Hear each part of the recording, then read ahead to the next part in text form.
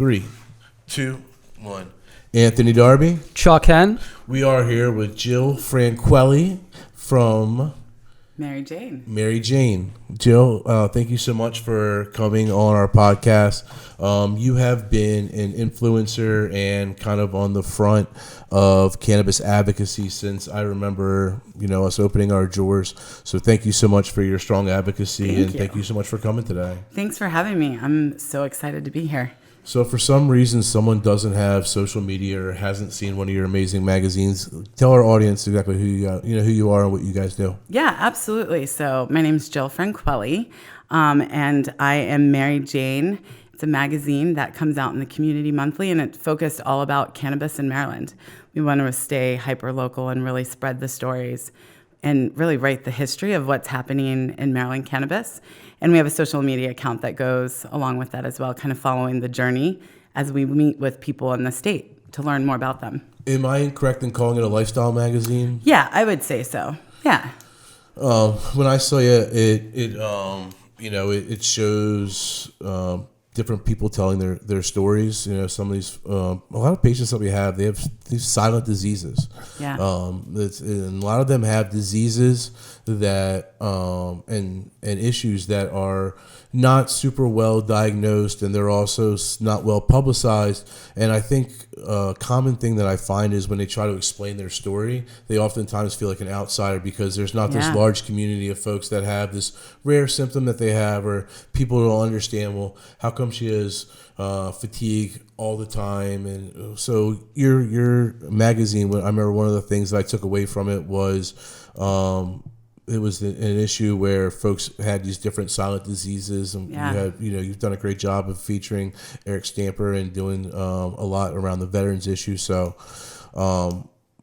is that the goal of the magazine, to kind of share those stories? Is that what we should be seeing more of? Oh, absolutely. I mean, something that's been reaffirmed to me over and over again is the power of story. When we understand someone's story, we understand them, we're kinder to them, we're gentler to them.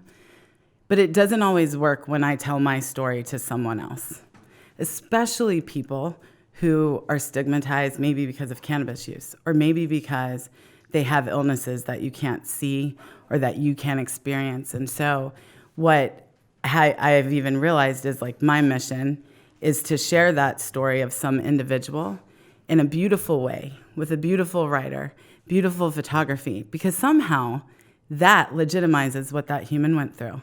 And so that issue you spoke about, the invisible pain and illness issue, that's actually very near and dear to my heart. I grew up with a mother who had many of these diseases that, I could talk about forever, that trauma causes. And, I saw people didn't believe my mom. I lived not believing my mom.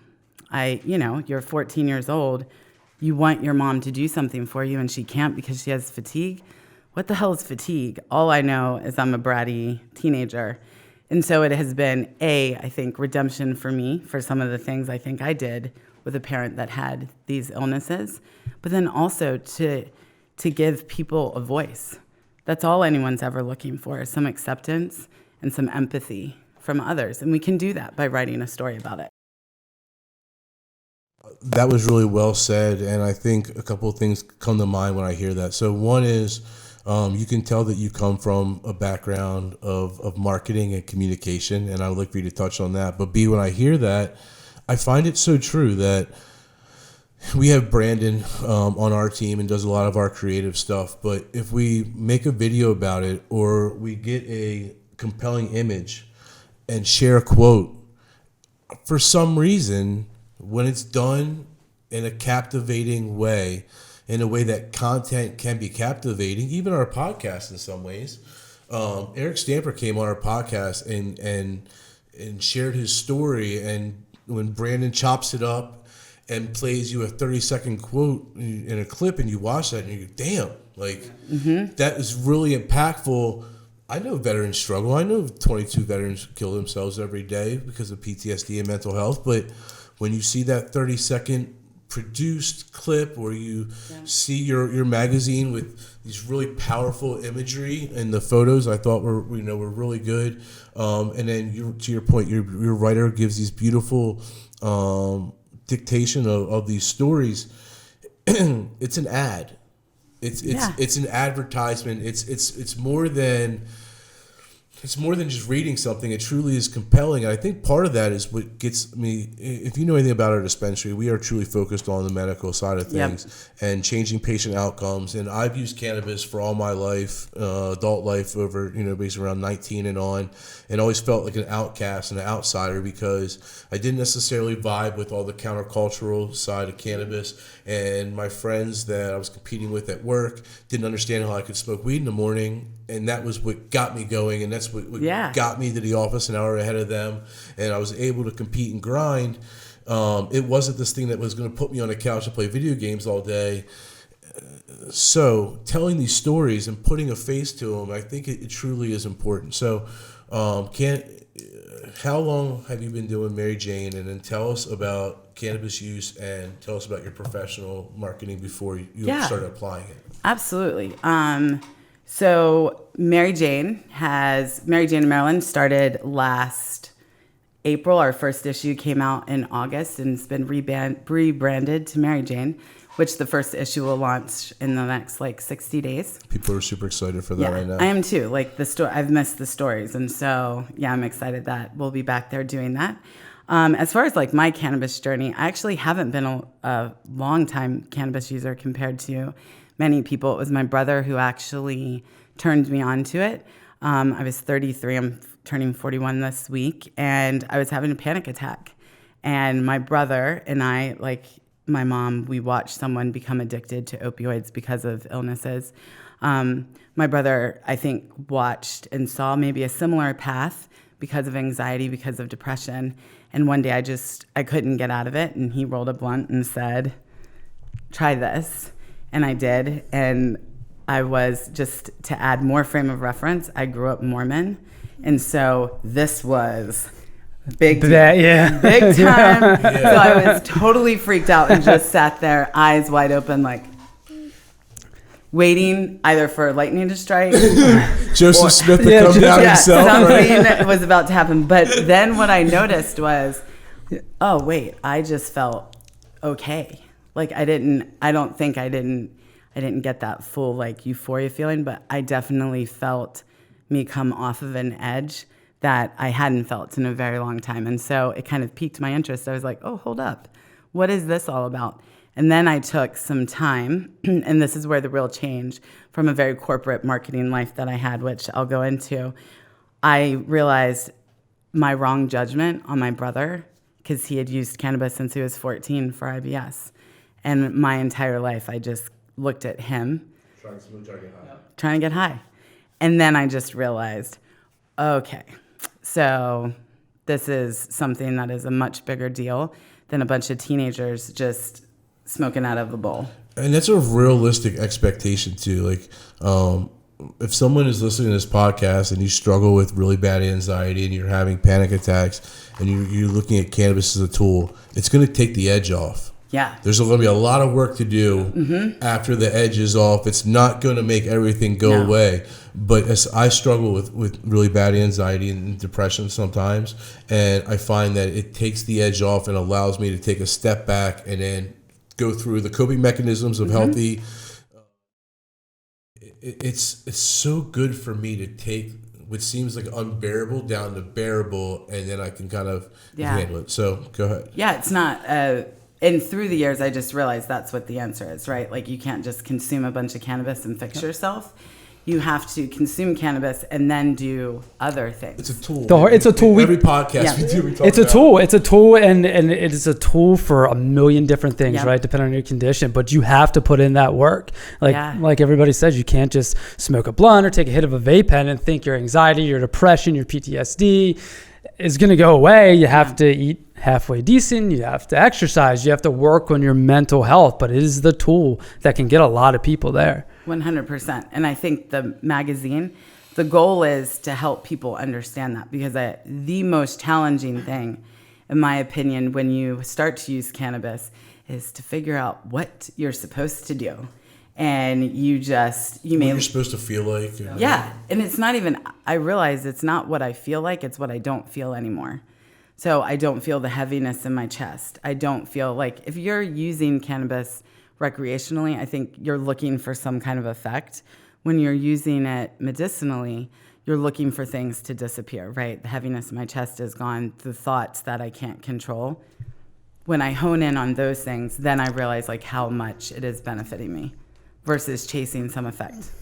And how long did it take you, since you were relatively, I guess, a new cannabis user, later in life, right? Yeah. How long did it take you to kind of hone in on, I mean, when people are entering the world of cannabis and they come to the dispensary and they look at our chalkboard, we have, 60 different kinds of Ace of Flower, indica, sativa hybrid. So how long did it take you to kind of hone in to something that worked for you? The first 5 or so years was all like street weed. Yeah, so no clue what you're getting, how you hone in on that. Yeah. Oh, that just gave me a panic attack. I don't know. Not this stuff no again. More of that. Yeah, and none of the names probably were the same. But I would say in this last year and a half since I've been a patient, that's been it. And so I've learned from others, learned from the events that we've had, talked to people. I mean, I think that's why the community gets strong. We have to learn from one another.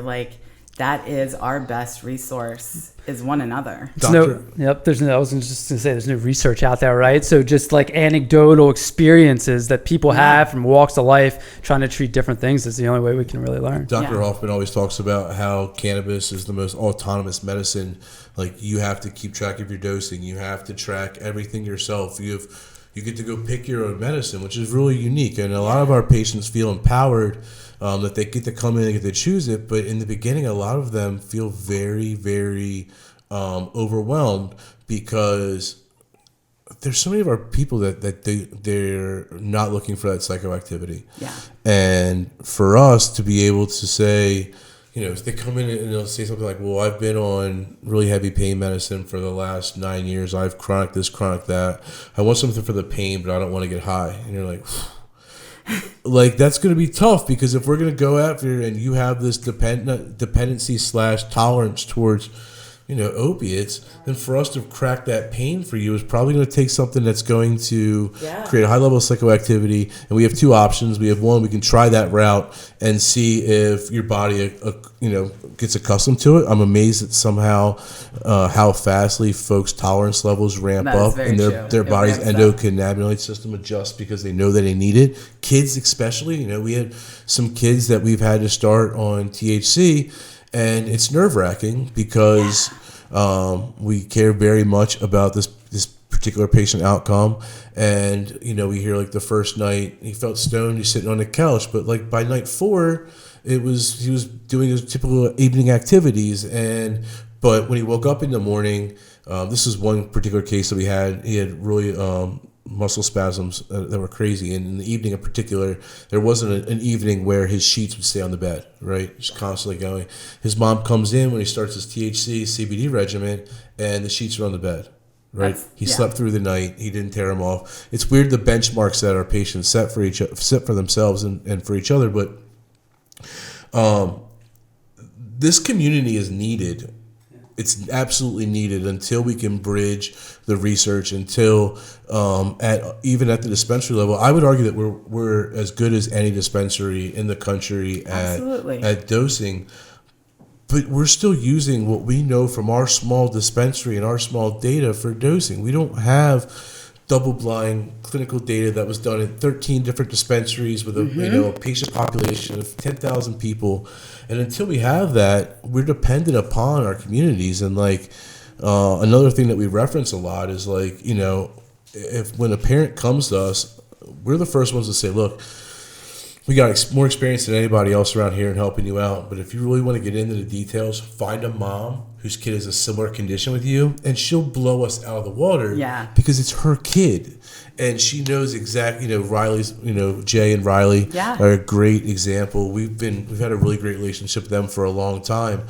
But the stuff that Jay knows about Riley is not something that any neurologist knows. It's not something that any cardiologist or any specialist knows, but she knows it because it's her daughter and she's got a vested interest in doing it. But it's because she reached out to moms that came before her in Colorado and Washington State. So the fact that, this magazine and the community that you're building is there, I truly find it very important.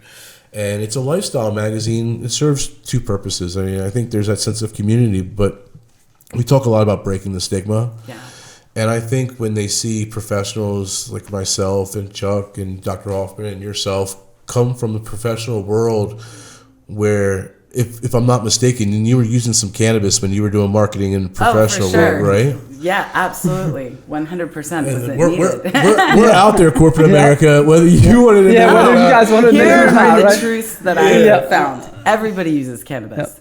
Like, it's crazy. And I mean, I think, especially in the business world, once I stood up and became open about it, it is hysterical to me. People like slide to the side, like, oh my God. They're like, I do too. And not everyone, like, you know, there's a wave of how people are able to. There's not a stereotype mold, right? Like, no, none if you whatsoever. look at our patient population, there's something for everyone. Like everyone. And that's what, like, you notice in the events, like in any cannabis event, really. Man, it is such a diverse group of people. Everyone comes sporting their own style. Everyone just comes as them. And then that's when the magic starts to happen. I will be very excited when people can share in Maryland. I think that takes like cannabis use to the next level. However, people still standing in a circle, just all smoking their own joint or hitting their own bowl is still enough to create a bond that is, man, just so powerful and miraculous to see. Because I promise you, these groups are not the groups you see in other places, right? Even in business, because businesses seem to all look and feel kind of the same. Not these events, not the people. There's no monocentric, like, no matter who you are, chances are you'll feel eclectic. And I remember, like, before we opened our doors, going out and they're like, what kind of people are going to be coming through your door? I'm like, they're going to look like you. I mean, they're going to be like normal people. They could be your boss, or they could be the guy sweeping the floor. Your grandmother. Like, they're going to look like everything. And then we actually opened our door, and like, there's the BMW that's $80,000, and then there's the guy who's got his, you know, the big. It's just everything. It really is cool. And it's funny for me now, the continuous evolution of the predominant folks in our community that are popping into my dispensary. They're finally starting to feel comfortable in this town as being a card holder, because we've done a really good job. Like, it was really important for me to bring cannabis to Salisbury in the right way. I love Salisbury. I didn't grow up here, but this is like, if there's ever a chance for me to be mayor of Salisbury, it's something I may look into, because I love this place so much. You got my vote. And I knew cannabis was going to come. Someone was going to bring it there. I wanted to be the one that did it the right way. So we got letter of recommendation from the mayor in our application. We told the chief of police 3 years ago that we were going to try to do this. We made sure that the community at large, A, wasn't surprised by this, and B, was going to give us as much buy-in as they could. And, you know, within our first year, the Chamber of Commerce gave us Small Business of the Year. We really got a lot of recognition from the city, and letters from the representatives, and we kind of broke that stigma. And I think that as more folks like us come out and put our necks out there, it moves our cause forward. But as you just brought up, and we were talking before we started filming, is we really need that next level. Like, yeah, it's one thing as a dispensary owner, but you just need to be the guy that works for the city, and you just need to be. We need more people to just put their hands in the air and say, I don't want to be discriminated against. I'm a good parent. I'm a good employee, I'm a good productive citizen, and I use cannabis. Here I am, kind of deal. It's still very divided. Like, you'll see, like, you know, even in the influencer and advocate world, maybe a social media profile that's dedicated to that, and maybe not so much, right? That it just can't be. Like, stigma will not end until every single person, whether your paycheck is this or $1 million, you have to stand up and say, because if something goes wrong, you're part of the issue for not saying you use it, right? And there's power in that. Like, and that's more been people the biggest, who say it just happens. That's been the biggest changer in the community is they start seeing faces that they recognize, and they can't, if they're honest with themselves, then they have to take the picture that they had in their head and say, okay, that's not right. Yep. And then they replace it with this new person, which might be their relative, and the opioid epidemic as horrendous as it has been, is one of the best juxtapositions to cannabis. Oh, because yeah. If you're going to be intellectually honest, then you can't say it's the same thing. You can't say that opioid use and cannabis use are the same thing. And as cannabis proves itself to be very effective in the opioid epidemic, either in proactively using as a mechanism for pain before they even get prescribed an opiate, or as an exit mechanism when someone already develops a dependency on opioids, getting the cannabis into play and destigmatized out of physicians' heads and out of the community leaders and our congressmen and the folks that are making the decisions, it's so important. Yeah. And it's just, no, I was just going to ask, like, along those same lines, like, since you started the journey with MaryJane, I guess almost at the beginning of the industry's been up and running for, call it 18 months now, right? How has it evolved? Like, at the beginning, it was I kind of feel like people were still hiding their stories and stuff. And I'm sure now that, people like you and us as the dispensary and everybody in the industry is more and more open, more people see it. And I guess it has to be way easier for you to get people to share their stories now. Yeah. I mean, it's like a yes and no at the same time. So have you ever read the book? It's by, dang it, I'm going to forget. Start with Why. It talks about like early adopters. So in every like movement, you have early adopters, and there's like 5 stages, and then you have the people at the end. The early adopters, that's all of us, right? We're ready, and not that it wasn't hard, but we were the first ones to stand in line to say, yes, me. Kind of like the first people who will wait in line for an iPhone when it's 30 degrees and they'll wait 6 hours. Those are the early adopters. We're now like in phase 2 and 3 of this, right? So people are gaining courage to do this. And so it does take some coaxing to say to someone like, okay, so you're going to admit to everybody that in their mind, they're not using the word cannabis because all they hear is their friends are now, no, I smoke weed. And so they're going to think that I am lazy and I am this. And so then we have to talk through this. I mean, every time we feature someone, everybody has to have this kind of talk to be like, it's going to be okay. You are successful in your life. And so when they find this part out about it, yeah, you may take some heat, but then you just keep pointing to the fact like, but I do this. Yep. You didn't know about this before. Like, why all of a sudden? What changes about me now that I smoke cannabis? Now that you know it, because I've always done it, and I'm still the same person, right? I went to our county executive, and I had a business where I did like payment processing, and it was my customer, and I basically said, look, we've done business for 3 years. Like, you know me. And now I'm doing this. I know you're super conservative, but like, are you going to judge me differently for like, do you remember your like coming out moment? Oh yeah. It was scary. Yeah. I remember like, for us, there was actually an article written about Dr. Hoffman that wasn't supposed to come out without our blessing. And then all of a sudden she had like 300 likes, and next thing you know, there's 30,000 views of an article, and like everyone knew what we were doing. Yeah. You just sat there for a minute, didn't you? It was pretty wild. But I remember like we didn't like, so we were approved. First off, before we got approved, we didn't say anything to anybody, unless smart like move. Yeah, that actually turned out to be a smart move, because everyone that grandstanded in the area and promised that they were going to like rebuild schools and do all this crazy stuff, none of them got applications. And none of them got licenses. Yeah. So we just kind of stayed under the radar, and we didn't make a lot of noise until we even, there was a while after we got approved. But I just remember people looking at me like I had like 5 heads, and there was a lot of like, wow, this is what you're doing. But as it's going on, now those same people now are not a hero, but you know what I mean? Like, they look at me at a completely different level because we've accomplished what we set out to do. And I think it paves the way now when I'm at a chamber meeting and the architect comes up to me and he's looking around his shoulder, he still does that.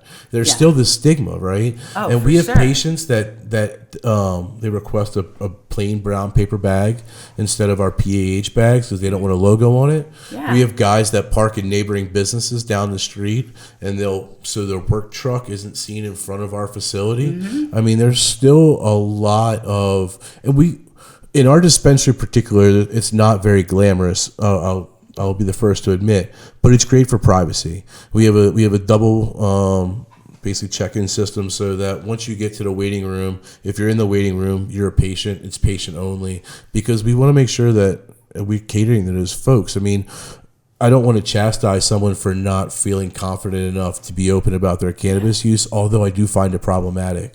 I do think their that time will come though. Like, I mean, one of our second issue, I spoke to a guy who was so excited to share his story. As he's telling it to me, though, I'm hearing where he works, and I'm like, are you sure?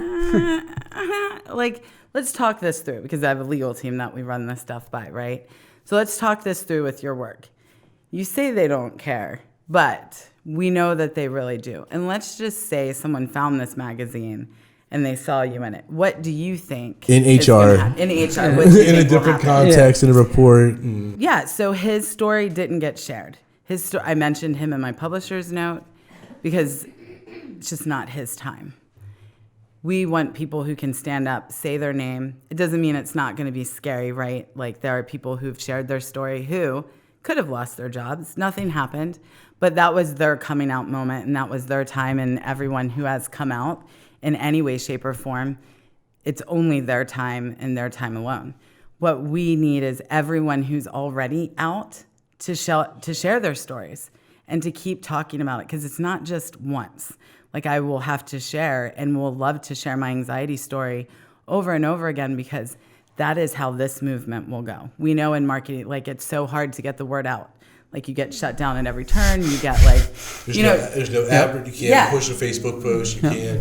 Everything has to be organic. So we do stuff like this, right? I mean, exactly. This is why we have this podcast, and for many reasons. One is to get the word out and to be able to have a place where patients and people that are interested in what's going on behind the scenes have a place to go, because there's not a lot of places that they can go. You can't openly talk in Facebook. You can't openly on Instagram post things. It's very problematic for someone who's looking to push content out because it's still federally legal. Oh, yeah. Do you run in, so you being essentially like a publication, advertising, marketing agency, do you run into the same issues too with advertising? Yeah, I mean, in the very beginning, even though you're not even selling product. Yeah. So, I mean, in the very beginning, every processor shut us down. Lots of issues with like Instagram. In fact, even so much so, like 3 weeks ago, my Instagram was deleted again. However, it was reinstated because it was deleted in error. Good for you. Nice. You won one of those battles, huh? Like, that's a trophy to put in the case. Spencer's still operating on its secondary Instagram page because the first one was not given back to us. Yeah. So all of it. I mean, they see no difference between me never touching the product and being a license holder. So it just doesn't. And the community sometimes helps perpetuate that. I'm sure you guys have seen that amongst it as well. Yeah. So once we get our own stuff together, then. I'm glad you brought that out, because there is a huge amount, and we've talked about it before, not only on the podcast, but on other areas. Like, it's a responsibility of us in the industry to make sure it's the right information, it's put in the right light, we're doing it professionally, because if not, it's only hurting the cause that we're all trying to go after. When we see new advertising regulations, and then you kind of hear the story about you got every politician from Maryland driving down to Chrisfield, and they drive by a billboard that's got Adam passing Eve a joint. Yeah. I would argue that on the Maryland's Eastern Shore, God's country, that maybe that's not the best foot forward. I mean, I find it as a marketer so damn creative. I love it, but as someone who we're looking at stigma ending. Yep. Those are the types of things, and that's why I stay away from drippy fonts. You won't see people who aren't in Maryland, because we have to stay very crystal clear on what each individual missions are.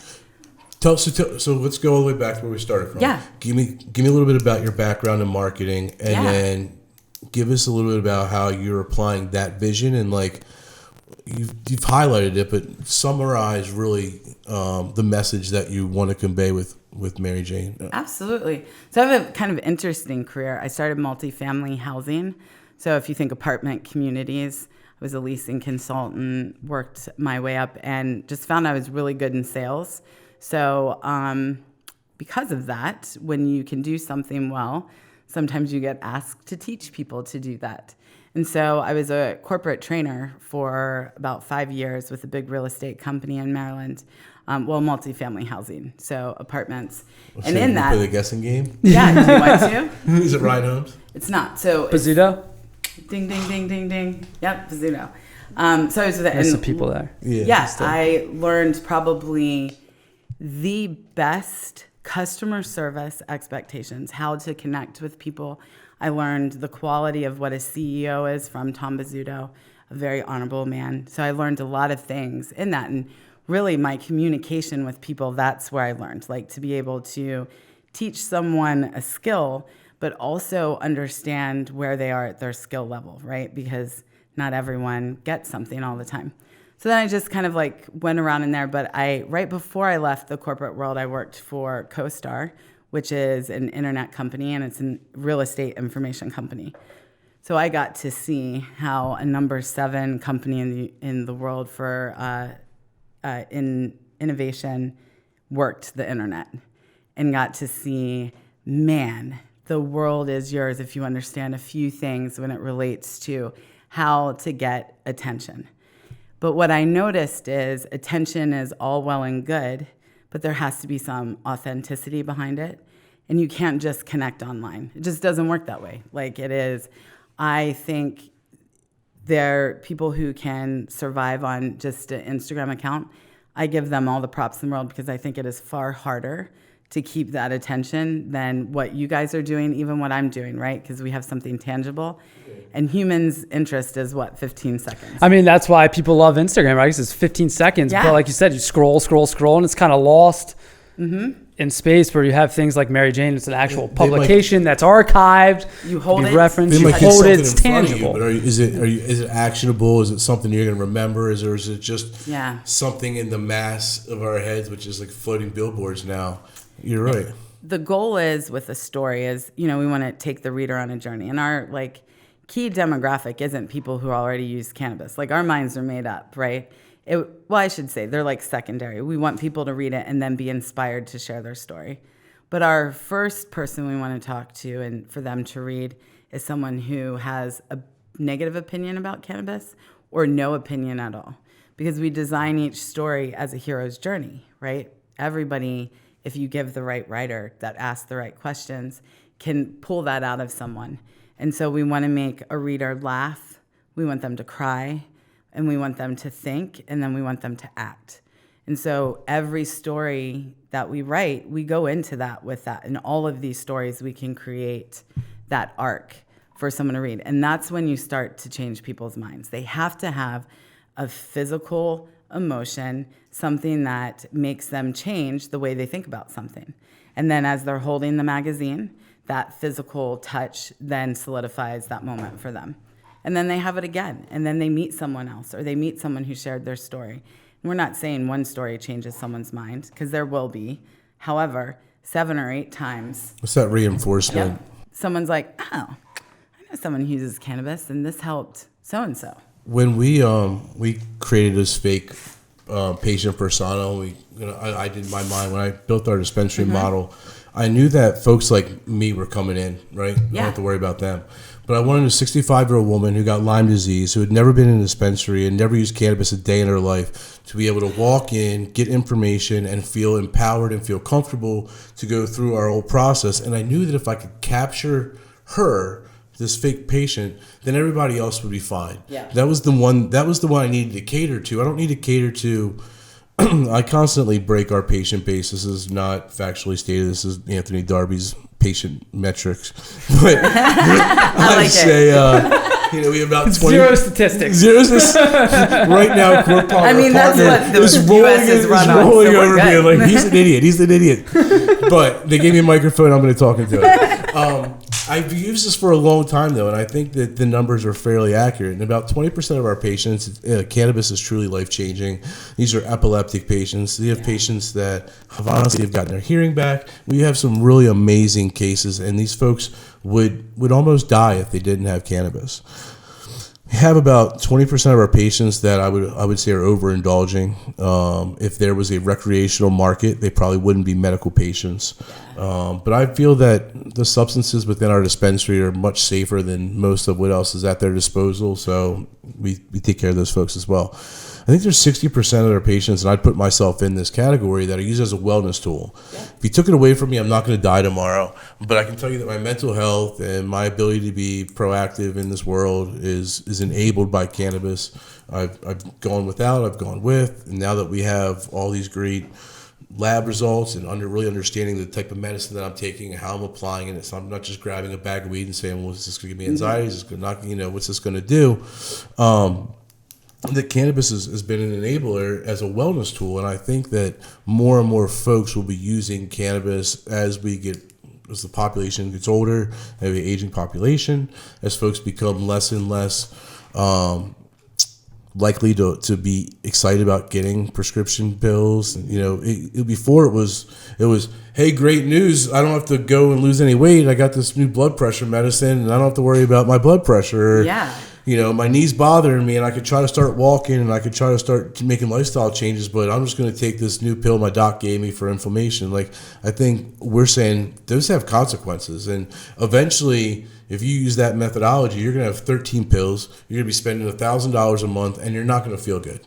So look at different wellness tools. And it's not just cannabis, it's diet, it's sleep, it's music.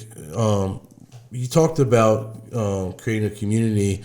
You guys do some events, right? Yeah. And you mentioned a writing event, right? Yeah. So taking something that is traditionally therapeutic, incorporating cannabis within that therapeutic activity, and really getting, it's almost got 1 + 1 = 3. Like, if your body and your endocannabinoid system seeks some relief from cannabis use, but now there's this next tool. Now your body has got some relief. What are you going to do to stimulate your mind or to bring your mind at peace? Writing is a great tool. Let's put these two together. And you guys are putting you have a class like that coming soon? Let's get in and talk about that a little bit. Yeah. So I agree. The next step to all of this, we now have access to cannabis, is now to understand how to use it as a wellness tool, and to ensure that people are using the systems to get them through, especially for that 60% of the population, right? Because I would think most of us are using them for mental things, right? Like mental health, anxiety, depression, all of those things. So because of that, my focus is to help people begin that journey. How do we begin wellness? And for me, obviously I have a magazine. Something that's therapeutic for me is writing, as it is for all of my writers. And so they have noticed, as they've interviewed people, there's healing that happens when we tell our story. And most people don't sing because they don't think they're a singer, and most people don't write because they don't think they're a writer. But everyone's a singer and everyone's a writer.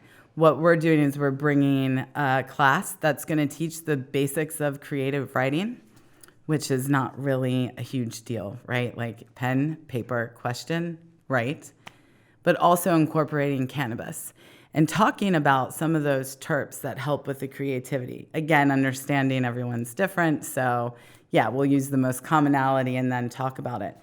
But those are the types of events that I want to start seeing more and more of, because it takes it to the next level. I think that's when cannabis starts to heal people. There's nothing wrong with standing around and everyone consuming cannabis and talking about it. But I do think that it changes the human when we start to learn coping mechanisms. We're learning other tools. And that knowledge actually is what kind of brought everything full circle for me with my health. It wasn't enough just to consume cannabis, because when I started, I got off of medicine. But 5 years later, I was back on everything and being diagnosed diabetic and all of these things. Why? Because all I ever did was use cannabis. I didn't meditate, I didn't exercise, I didn't eat healthy. Over the last 2 years, as that's all been incorporated, that's when the magic has happened. Man, and over-medicating is easy for everyone to do, because you know why? I don't want to get up and stretch because it's just, I don't have time. My back hurts. So I'm just going to consume more today to get through the day. I understand how this happens. Yeah, no, very much so. And we both come from like a sports-minded background where we would like to incorporate, yoga and more action items, to your point, because I believe that for me, especially, really the same exact story, right? We work a 12 or 13-hour day. We've got all these dispensary problems, and you can say, okay, I could try to run, or I could try to go to the gym, or I could try to or I can just mask this problem tonight with a couple extra bong hits. Yep. And sometimes that's easier, and sometimes honestly that's great because you don't have the time to do that in a busy life. But from a long-term strategy perspective, that's not a winner. And I think so much of folks that have tried cannabis and haven't gotten the relief that they were looking for, I wonder if they could have seen that magic recipe that you found for you. Said, well, what if I did this and then maybe got on a bike and just rode 5 miles in the park stoned because I feel good. Yeah. My knee doesn't hurt. I'm uplifted. Oh, by the way, now I rode for 5 miles, so my legs got used and my atrophy's going down. There's all these like. I'm not really looking forward to that pizza as much as I am like a salad afterwards or something. It's like that whole mindset and mentality. Right? My friends are like so confused how I don't have the munchies. Like they're just like, we know you consume all day and you don't. I'm like, well, there's this terpene humulin, but also that's never my intent, right? Like, because when I do, it's to do this, or I'm not just sitting around the house like popping food. Yeah, I found this is kind of a side note, but it goes towards the same thing about using cannabis as a tool. So I wrote a blog post a while ago. I don't even know if we did it, but I was reading a bunch of stuff online and like you can figure out like it was something to trigger like creativity, right? So there's different ways that you can go, and so if you go on a run and you drink some coffee and consume a small amount of cannabis, like the chemical reaction within your head, right? In that order, it's actually a right? great That's post, what like, say the order again. So if you go the way that I've done it is I've gone for like a 20-minute run, not like balls to the wall, but like to push yourself where you get like a good workout, you're energized, you're breathing hard, and then drink a small like 8-ounce cup of coffee and then consume the cannabis after that. Oh, I bet you. Stardog particularly. So I use, right? So like this is one of those things. It's like stories. So I use Stardog, which is like really creative for me. I haven't seen it in a while. I'd like to come back out on the market. If anybody's listening, plug. Talking to you, Jilleien. But I mean, it's crazy. So I'll write like a to-do list beforehand so I don't waste the energy and the time. So smart. Right? And so when I'm done, the small amount of cannabis, like I got my to-do list and it's just like you're in the zone, you're focused, your brain, you don't have the anxiety of, I got 500,000 things to do, which triggers anxiety and depression and everything else. So fundamentally, you go down the list and you look at your watch and you haven't looked up, but everything's done. And it's like the opposite of what the stigma is about cannabis. Yeah. Right? It is the exact opposite. I use cannabis for the opposite reason of what the stigma is. Like, and it's cool to be able to say that finally. My personal story is this: the day that we opened up is the last day I took an Adderall or had a sip of alcohol. So I use really heavy sativas in the morning to replace Adderall, and I find that my aggression and my attitude is so much better than it used to be. And then in the evening, if I need that relaxing, I'll go with a heavy indica. My body is really appreciated the fact that I'm not feeding it amphetamines and that I'm not giving it alcohol. And the bioaccumulation from Adderall and all that stuff and the come down off of, you get like a great few hours, but I think, man, the cost of it is huge. It's huge. So it's really interesting, to see.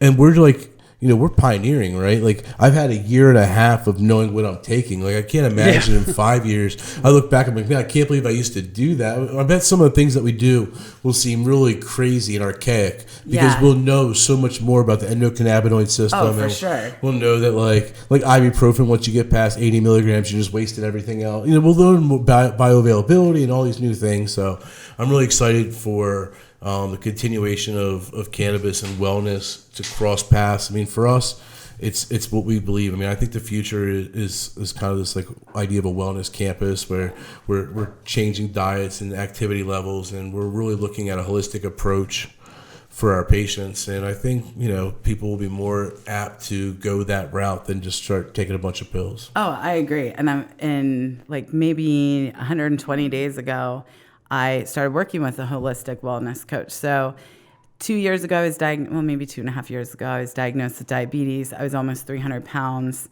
really got a huge wake-up call. Obviously, cannabis wasn't saving me alone. And really started to work on my fitness first, started to exercise. It took a year of straight exercise before diet came on board.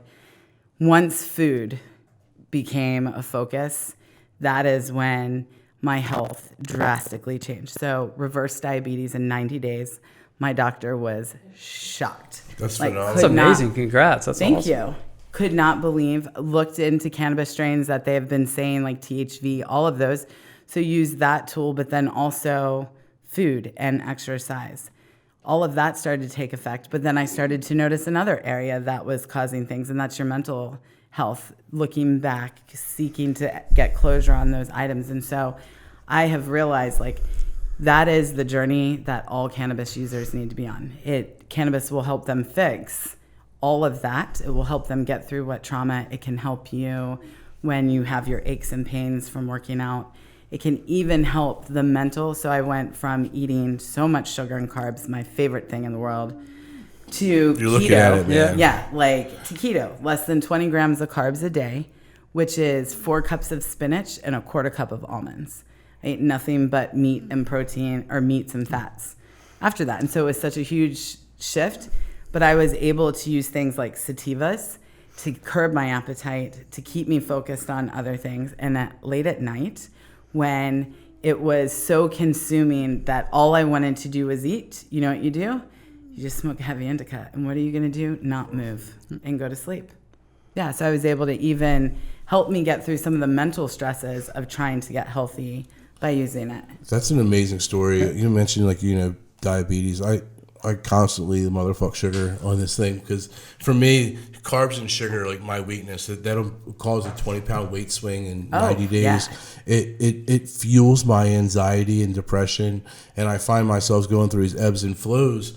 And knowing that alcohol is sugar-based always kind of played in my head, like, okay, if I have all these issues with sugar, and alcohol is going to be playing into that somehow as well. And if we get into diet, I think a lot of folks that have or are struggling with anxiety and depression, I would ask you, what does your diet look like? How much caffeine are you consuming? How much sugar are you consuming? Because high blood sugar triggers anxiety. Yeah. Like anything, when your body is even out of homeostasis, like you get triggered, your body's trying to correct it. And so especially if you're already anxious, you're already going to get it. I don't even need to test my blood sugar.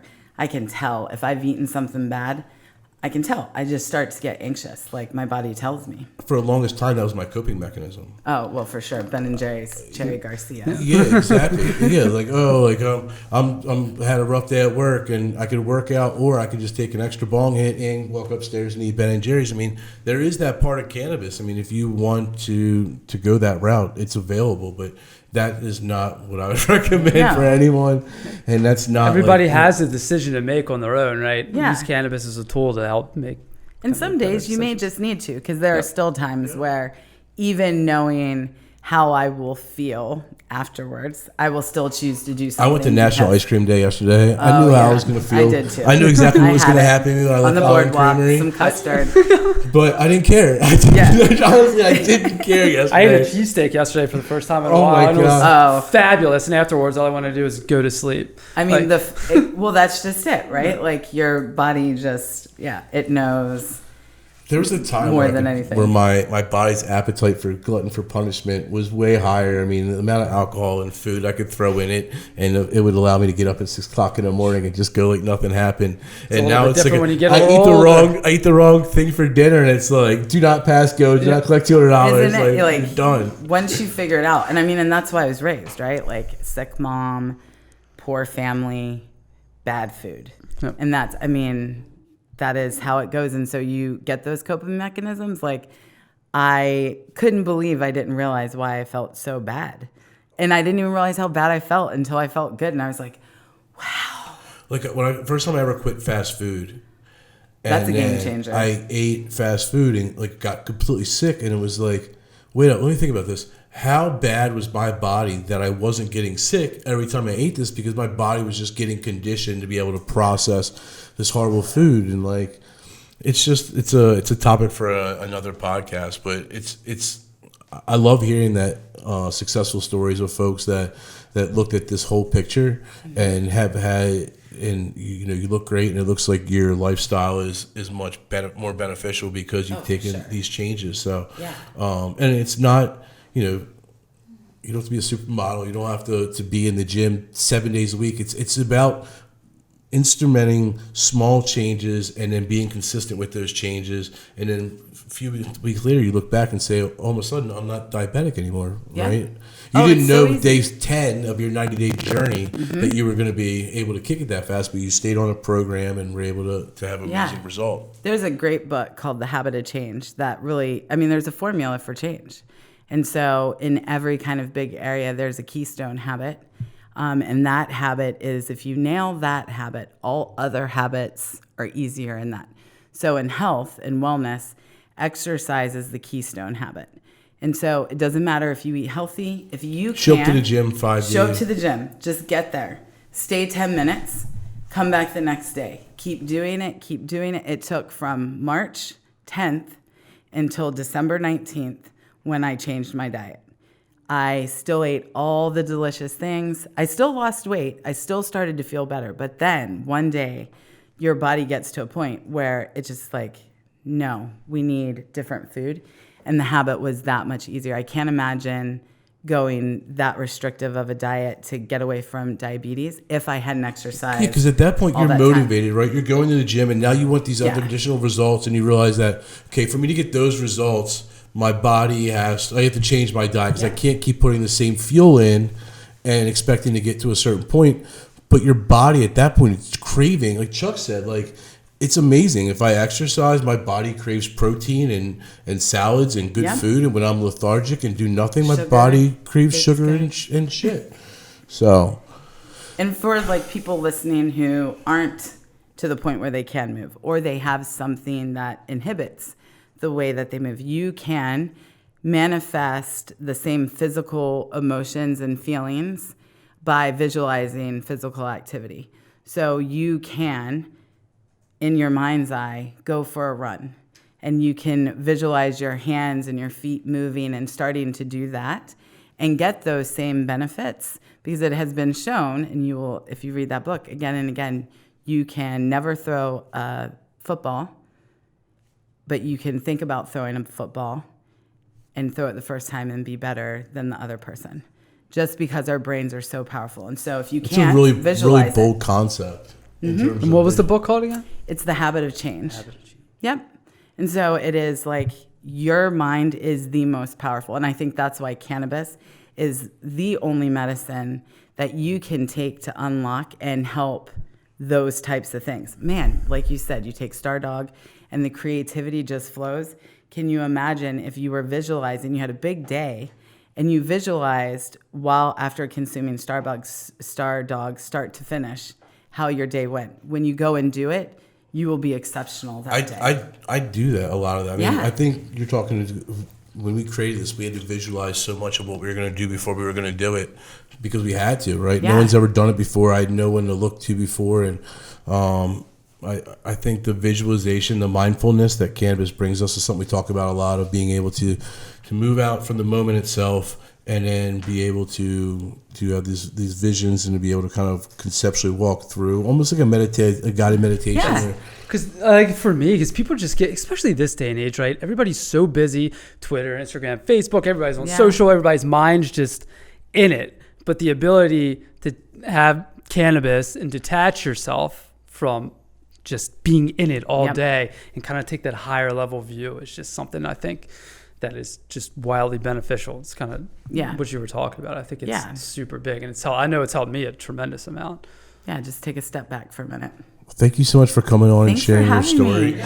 Anything else? How can people find you? Tell them. You can find me Jill MaryJane Mag on Instagram. Everything else is kind of getting up and running as we rebrand, but that's the best place to look out. And I'm on Facebook, Jilleien Franquelli. You can also follow me if there are patients or anybody really, patients in the industry that want to share their story, how would they go about sharing that with you guys? So you can send a DM on Instagram, or you can email me, which is probably the best, at jill@createaripple.com. So effective. We'll share those credentials when we share the please do. podcast. Like we want, and I'm very focused on all the areas surrounding the main parts of the state, because this is where everyone's real cool about cannabis in Baltimore.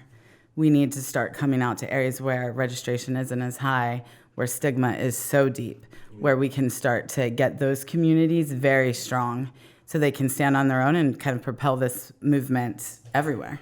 Absolutely. Thank you so much. Thank you. Thank you so much, Jill. Thanks.